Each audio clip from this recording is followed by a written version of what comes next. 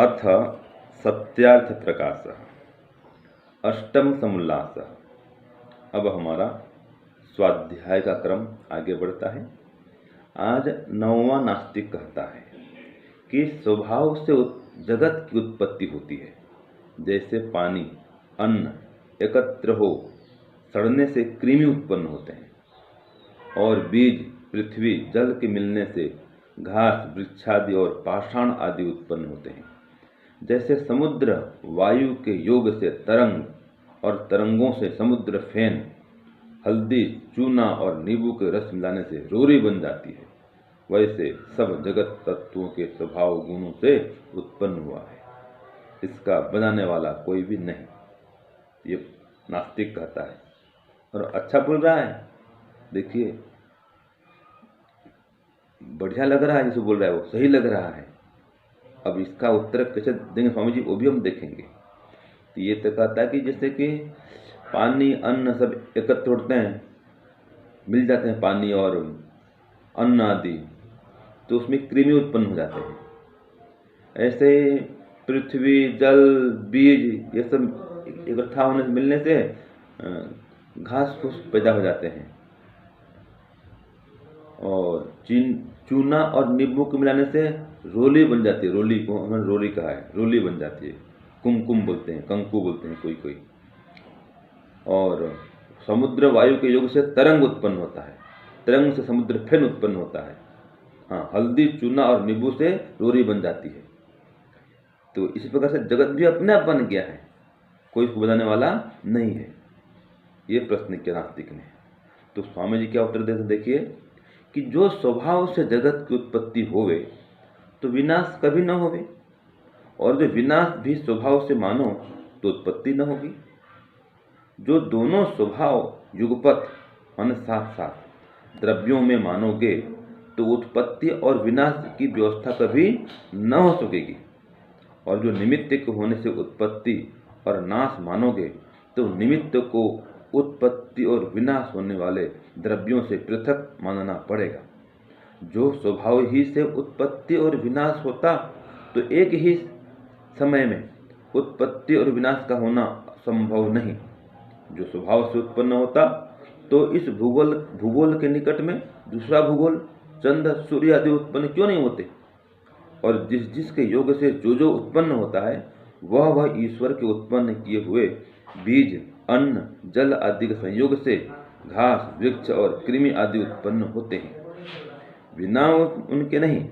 जैसे हल्दी चूना और नींबू का रस दूर दूर देश से आकर आप नहीं मिलते, किसी की मिलाने से मिलते हैं। उसमें भी यथायोग्य मिलाने से रोरी बनती है। अधिक न्यून व अन्यथा कोरी करने से रोरी नहीं बनती। वैसे ही प्रकृति परमाणुओं को ज्ञान और युक्ति से परमेश्वर की मिलाए बिना जड़ पदार्थ स्वयं कुछ भी कार्य सिद्धि के लिए विशेष पदार्थ नहीं बन सकते।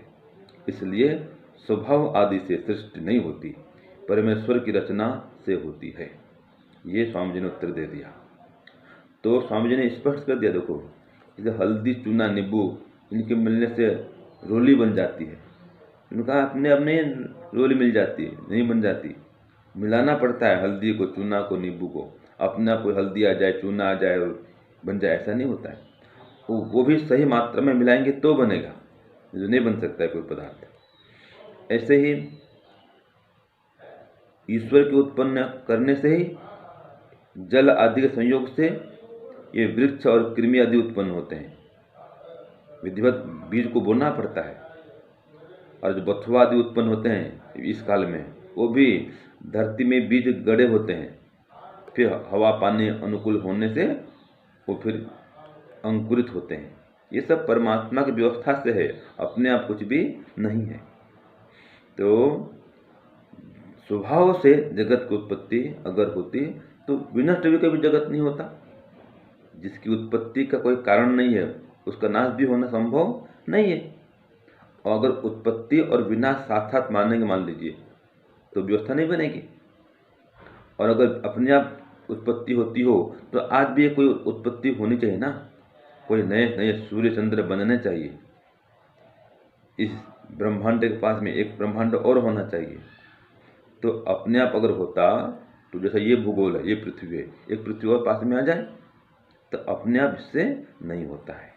तो पर स्वामी दयानंद ने ये सिद्ध किया कि बिना कर्ता के कोई निर्माण होता नहीं है।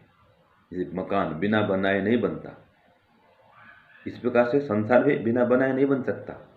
कोई चित्र भी बिना बनाए नहीं बन सकता है, बिना चित्रकार के चित्र नहीं बन सकता है। तो बिना विश्वकर्मा के विश्व कैसे बन जाए, बिना संसारपति के संसार का निर्माण कैसे हो जाए।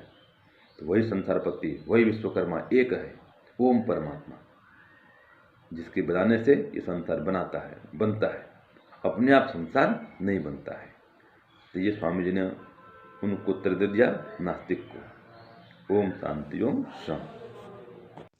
प्यारे भाइयों बहनों, सादर सप्रेम नमस्ते। अब नौवा नास्तिक अपनी बात रख रहा है कि यह जो जगत है वो बिना चेतन कर्ता के बन गया, अर्थात अपने स्वभाव से ही ये बन गया। तो बताने लगा कैसे कैसे, देखो। तो कहता है, स्वयं स्वभाव से बना जगत, कोई ना इसका करता है, कोई ना इसका करता है। देखो अन्न जल सड़कर कृमि हो, घास वृक्षादि उगा दिखता है, घास वृक्षादि उगा दिखता है। तो इसने बात बताई कि देखो ये जो जल के भीतर कीड़े दिखाई दे रहे हैं ना, केंचुए वगैरह हैं, या जो बरसात का जो पानी होता है उसमें एक साथ इतने सारे कीड़े आ जाते हैं ये। और कहीं पे देखते हैं हम कोई चीज़ की सड़ांध हो जाती है तब उसमें कीड़े अपने आप पैदा हो जाते हैं।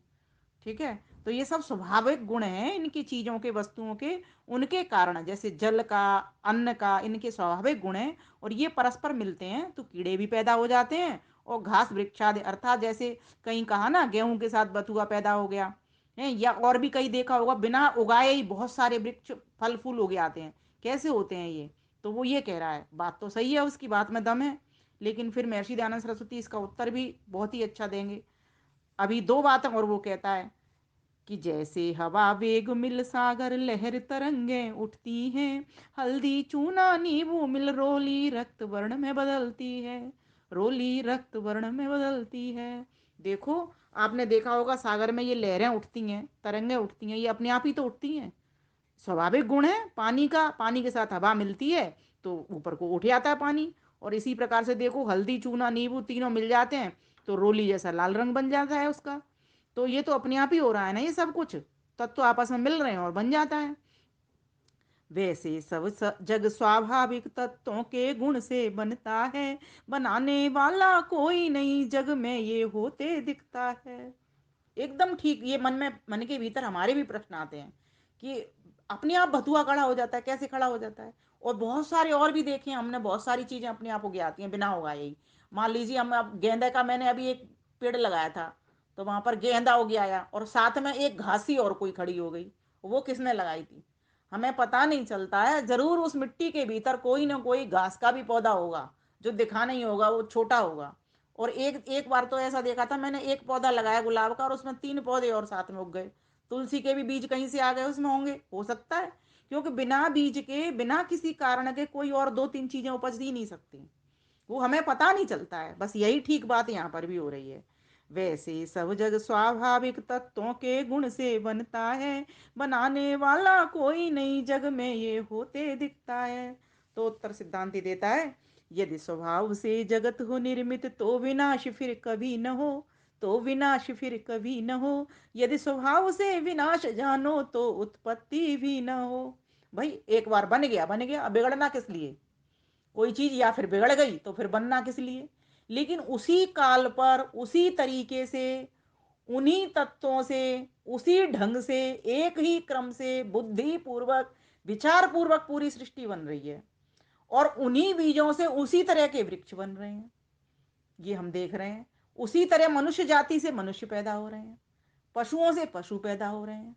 जिस जाति का जो पशु है उस तरीके का पशु पैदा हो रहा है, जिस जाति का जो पक्षी है उसी तरीके का हो रहा है।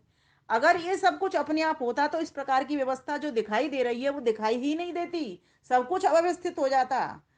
अगर हम एक मुट्ठी में रंग लेकर के और जोर से फेंक दें और कहते हैं चित्र बन जा, वो चित्र नहीं बनेगा जब तक उसमें उंगली के सहारे से, इरेजर के सहारे से, पेन के सहारे से उसको बनाया नहीं जाएगा। तो कोई ना कोई इस चीज के पीछे, बिना चेतन कर्ता के कोई भी सृष्टि नहीं होती। जड़ वस्तुएं अपने आप से आकार नहीं लेती, उनके भीतर कहीं ना कहीं चेतन परमात्मा की पूरी जड़ सृष्टि में वो चेतन कर्ता भी तो बैठा हुआ है साथ साथ।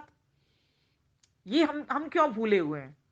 तो बिना कर्ता के कोई भी काम नहीं हो सकता। तो यहाँ यही स्वामी दयानंद सरस्वती बता रहे हैं, यदि स्वभाव से जगत हो निर्मित तो विनाश फिर कभी न हो। यदि स्वभाव से विनाश जानो तो उत्पत्ति भी न हो। उत्पत्ति और विनाश दोनों स्वयं नहीं हो सकते हैं। बुद्धि पूर्वक रचती सृष्टि कर्ता बिन प्रलय सृजन ना हो सकते हैं। यदि स्वभाव से मानते सृष्टि तो फिर क्यों नहीं बनता दिखे रवि। और न कोई चंद्र आदि बिगड़ते बनते दिखे धरा नव। जब से हमने जन्म लिया है तो एक बार भी ऐसा देखा हो कि सूर्य एक और साथ में बगल में आ गया हो, या चंद्रमा आ गया हो, किसी दिन दो चंद्रमा आ गए हो रात में, या फिर दिन में दो सूरज आ गए हो, या दो धरती बन गई हो, एक धरती ऐसी है एक धरती ऐसी है। ऐसा तो कभी होता नहीं है। अगर स्वभाव से कोई काम होता वो कभी भी हो सकता है फिर, लेकिन ऐसा नहीं हो रहा। यहाँ पर ऐसा कभी भी नहीं दिख रहा, और कैसा भी हो सकता है वो भी नहीं दिख रहा। कोई उल्टा सीधा क्रम नहीं चल रहा, कोई अव्यवस्था नहीं दिख रही है। जो चीज यथावत जैसे जैसे बनती जा रही है क्रमशः, और जैसे बढ़ना घटना चीजों का है, ठीक उसी क्रम से चल रहा है सारा कुछ। जैसे बच्चा होता है, फिर वो बड़ा होता है, फिर और बड़ा होता है, फिर वो संगार को प्राप्त हो जाता है। ऐसे ही वृक्षों में देखो, तो ये जो जो कुछ देख रहे हैं हम, ये सब कुछ एक क्रम से हो रहा है, एक व्यवस्था के तहत हो रहा है। और व्यवस्थित किसी काम को जब कोई करता है तो वो चेतन करता ही कर सकता है। कोई भी व्यवस्था अगर होगी किसी भी काम की, बनाने की, घटाने की, बढ़ाने की, उसके लिए कर्ता आवश्यक है। बनाना घटाना अर्थात जोड़ना और विभाग करना, ये स्वतः जड़ वस्तुएं नहीं कर सकती, इनमें अपनी ताकत नहीं है। इसीलिए ये जो सारा संसार है वो परमात्मा ने बनाया है। जिन चीजों की बात हो कर तो करते हो क्रमि हो या रोली वृक्षादि, वे सब परमेश्वर के कारण बिन चेतन ना सृष्टि अनादि। ये जो प्रवाह से अनादि सृष्टि चल रही है, बन रही है, बिगड़ रही है, इसके पीछे परमात्मा ही है। जीवात्मा भी इसको नहीं बना सकते, घटा सकते, बढ़ा सकते, उनकी भी एक सीमा है। लेकिन परमेश्वर जो असीम है, अनंत है और अनादि है, वही इस सारे संसार का चेतन करता है, जो कि प्रवाह रूप से सृष्टि को चलाए चला जा रहा है और एक तरह से बनाता है। हर बार की सृष्टि एक जैसी बनाता है। कोई भी जड़ वस्तु स्वयं ना बन सकती ना मिट सकती, बनना बिगड़ना चेतन के वश उससे ही बन मिट सकती। अतः जगत बिन चेतन परम के स्वतः नहीं रच बिगड़ सके, स्वतः नहीं रच बिगड़ सके। यह वैदिक विज्ञान प्रभु का सत्य समझ पग बढ़ा सके, सत्य समझ पग बढ़ा सके। हे मेरे मित्र, अब तू इस वैदिक विज्ञान को समझ ले कि बिना चेतन कर्ता के कोई भी काम नहीं हो सकता। और ये इतनी बड़ी सृष्टि, इतना बड़ा ब्रह्मांड बिना परम चेतना के नहीं बन सकता और बिगड़ सकता। ऐसी व्यवस्थित सृष्टि बिना बुद्धि के नहीं बन सकती। इसीलिए वो परमात्मा सर्वज्ञ है, ज्ञानवान है, अनंत सामर्थ्यवान है, जिसने इस सारे संसार को बनाया है और कण कण में व्यापक है, हर जड़ के साथ में लगा हुआ है, लेकिन पृथक है। वो कर्ता रूप में रह रहा है, बना रहा है सारी सृष्टि को। अपने लिए नहीं बना रहा, जीवों के लिए बना रहा है, जीवों के भोगों के लिए, और उनको मनुष्य बना करके अपवर्ग कराने के लिए इस सारे संसार को बना रहा है। अब जीव में अगर समझ है, मनुष्य के चोले में आया है, तो वो उस मुक्ति के आनंद को, बहुत लंबा जो काल है, 36,000 बार दुनिया बने और 36,000 मिटे, इतने बड़े काल को वो आनंद में ले सकता है, भोग सकता है। और अगर वो चाहे तो इन बंधनों में, इस दुखों के सागर में गोते लगा सकता है, लगाता रहे, और जैसे लगा ही रहे हैं हम। तो ये हमको सबको समझ लेना चाहिए कि ईश्वर की सत्ता है, बिना ईश्वर के संसार नहीं बन सकता। ऐसी मान्यताएं संसार में चल रही हैं कि अपने आप जगत बन गया। वैज्ञानिक ज्यादातर इसी बात को बोलते हैं, ये अपने आप बन गया है एक बार, क्योंकि वो उनकी जो बुद्धि है वो वहां तक नहीं जाती जहां तक महर्षियों की जाती है। ये सिर्फ इतना तक ही जानते हैं, सिर्फ इस संसार के प्रकृति तक भी नहीं पहुंचे हैं। जो कुछ इनको दिखाई दे रहा है दृश्य जगत की तक ही इतना ही पहुंच पा रहे हैं, ये इससे आगे जाते ही नहीं है। गॉड ऑफ पार्टिकल्स की बात करते हैं, गॉड का कौन सा पार्टिकल होगा, ईश्वर का कोई पार्टिकल होगा जो निराकार सत्ता है, उसका कोई पार्टिकल नहीं होता। प्रकृति के पार्टिकल की भी बात करते हैं तो भी प्रकृति तक नहीं पहुंचे, अभी ये प्रकृति के भी बहुत पीछे तक रह गए हैं। ये अभी बुद्धि मन इनको पकड़ में नहीं आए हैं, अभी ये पंचभूतों में ही लगे हुए हैं। तो इस प्रकार से अभी हमें बहुत सारा ज्ञान लेना है। ये शब्द प्रमाण बहुत ज़्यादा महर्षियों का तप किया हुआ ईश्वर से प्रदत्त ज्ञान है। इस वैदिक वैदिक ज्ञान विज्ञान को हम सब भरने वाले बने। लगे रहिए, डटे रहिए, पढ़ते रहिए, समझते रहिए और इस वीडियो को आगे आगे साझा करके पुण्य लाभ कमाते रहिए। धन्यवाद, नमस्ते।